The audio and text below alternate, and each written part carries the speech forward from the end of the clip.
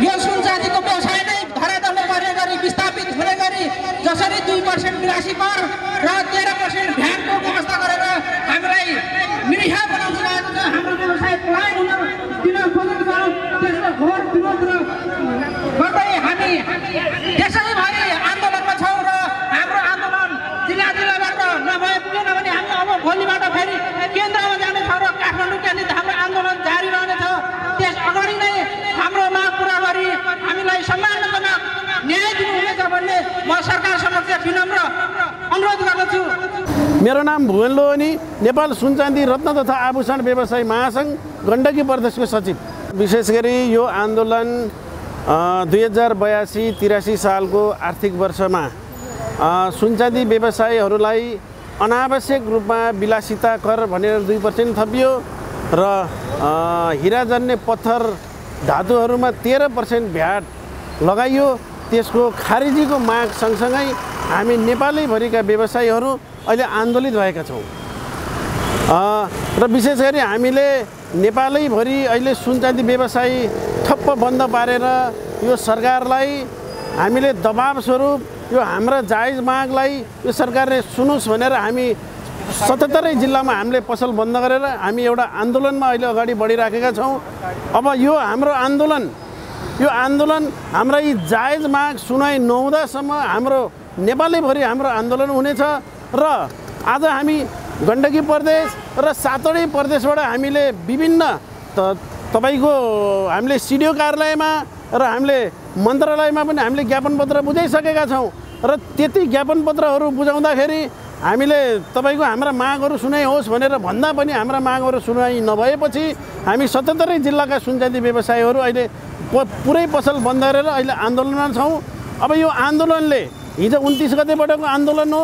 हिजो र आज हामी पुरै पसल बन्द गरेर हाम्रा व्यवसायीहरू हामी सडकमा आएका छौँ।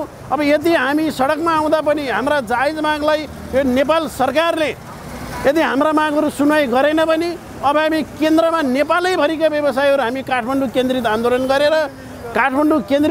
गरेर हामी सिंहदरबार हेर्नुपर्ने या हामीले बालुवाटार हेर्नुपर्ने या हामी पुरै नेपालले बन्द गरेर हाम्रा माग सही मागलाई हामीले चाहिँ तपाईको सरकारले सुनेन भने हामी त्यहाँसम्म हामी जाने हामीले यो सोच बनाएका छौँ। यो हाम्रो केन्द्रकै सर्कुलर हो, केन्द्रकै निर्देशन अनुसार नै हामी गएका छौँ। भाइ नमस्ते, म अमृत विश्वकर्मा, सुनचाँदी व्यवसायी। यो चाहिँ हाम्रो जुन नेपाल सरकारले सुनचाँदी व्यवसायीप्रति लगायत सम्पूर्ण उपभोक्ताप्रति चाहिँ गरेको यो अत्याचारको विरुद्धमा चाहिँ हामी सम्पूर्ण सुनचाँदी व्यवसायीहरू एकजुट भएर चाहिँ त्यसको विरोधमा चाहिँ लागेका छौँ।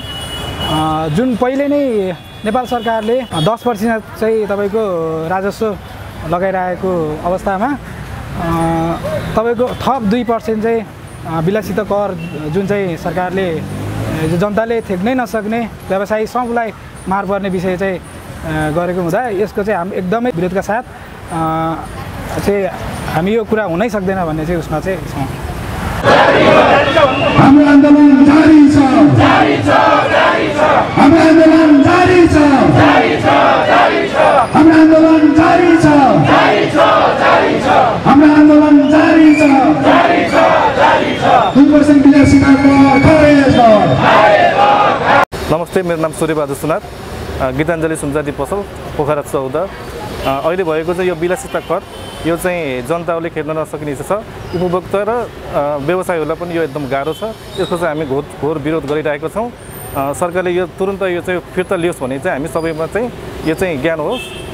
यो भएन भने चाहिँ सुनचाँदी व्यवसाय चाहिँ धेरै धराशायी हुनेछ। भोलिको समयमा सुनचाँदीको सामान चाहिँ कसैले खरिद पनि हुने छैन र बिक्री पनि हुने छैन। यसले चाहिँ तपाईँको चाहिँ देशको चाहिँ अर्थतन्त्रमा नि एकदम असर पार्ने कुरा हो। त्यसले चाहिँ तुरुन्तै यसले चाहिँ राज्य सरकारले चाहिँ यो फिर्ता लियोस् भन्ने चाहिँ चाहन्छु। हस्, धन्यवाद।